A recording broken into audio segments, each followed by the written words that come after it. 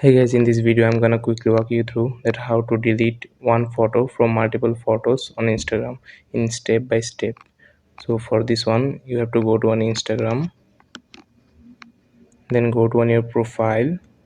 After that you have to open up the post you need to delete, then click on this three dot bar.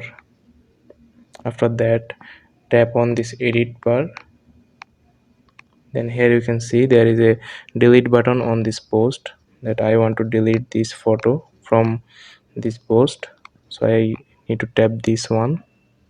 After that you can see here is a message that you will be able to restore this media from storage account recently deleted within 30 days. After that it will permanently deleted. So if you need this photo you can always restore it within 30 days. After 30 days it will permanently deleted. So I will tap delete,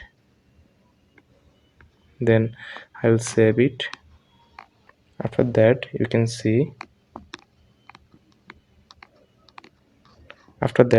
see my photo is deleted. So if you find this video helpful, please consider subscribing this channel and like this video. Peace.